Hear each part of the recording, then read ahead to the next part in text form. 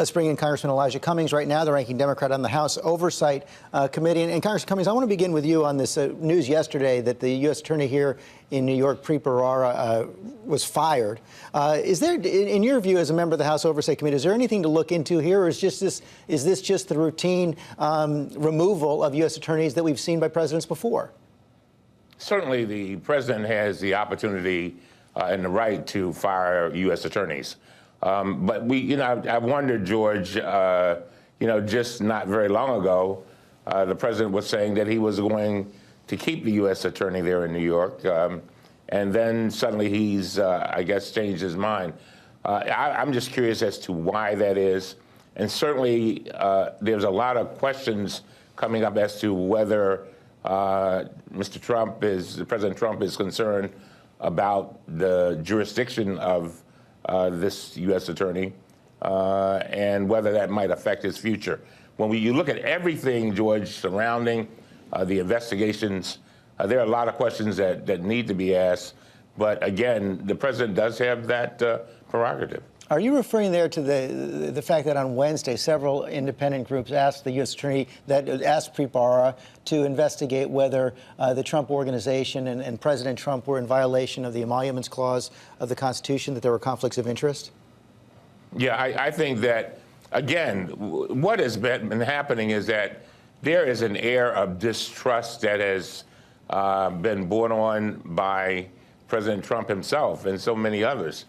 We have over and over again heard things that have been just proven to be untrue. And so I think that in part, the president has created this situation for himself. But yeah, sure, no doubt about it. When they asked about the Emoluments Clause and possible violations of it and the U.S. Attorney's relationship to that, I think that had perhaps something to do with it. So you think there might be a connection?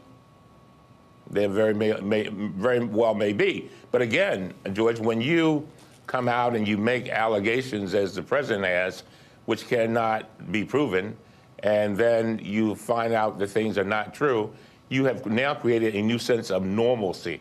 And that normalcy is one where, as Adam Schiff just said, you question almost anything that comes out of the president's mouth. And so I just think that the president has to be, I've told him this, by the way, that he needs to be careful with what he tweets and what he says and do less tweeting and do more leading. You did meet with the president this week on that issue also of Medicare, whether Medicare is going to negotiate drug prices. You said coming out that the president supports that, but you just heard the director of the Office of Management and Budget. He didn't seem to endorse it when I asked him about it.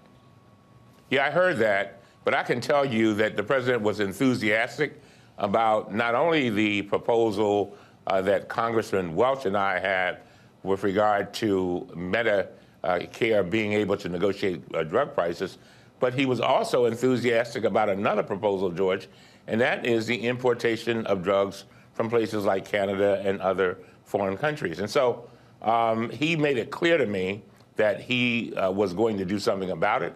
But not only did he do that, he followed it up. I met with him on Wednesday. He followed it up on Friday morning, surprisingly to me, with a lengthy call reiterating that he was going to do something about it, and then another call on Friday evening around 7 o'clock. So we'll see. So you've talked to the president about this 3 times this week, yet his director of the Office of Management and Budget doesn't come forward on Sunday morning and endorse it? I'm just telling you what happened.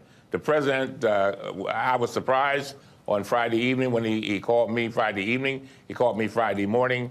And we've had now 3 discussions with regard to this issue. Well, okay, and now I want to move on to a different subject. You know, we also learned this week that the president's former national security advisor, General Michael Flynn, had registered as a foreign agent or had received $500,000 from a group connected to Turkey during the campaign. You actually sent a letter to the vice president on November 18th in his role as the head of the transition, asking him about this. Yet this week he said he didn't know anything about General Flynn's activities. Is this something that needs to be investigated since your questions went unanswered? I think that clearly there's some problems with the vetting process. That letter was sent November 18th, as you said. We actually got a response from somebody in his administration saying they acknowledged the receipt of the letter shortly after we sent it. And there were all kinds of red lights and yellow lights to tell the vice president and the administration that there was a major problem with General Flynn. I think that we need to look into this to figure out why it is that we cannot properly vet people. George, this is bigger than us. This is bigger than President Trump. This is about our national security. And so I'm looking forward to trying to work with others in the Congress to try to figure out how that happened. We're better than that.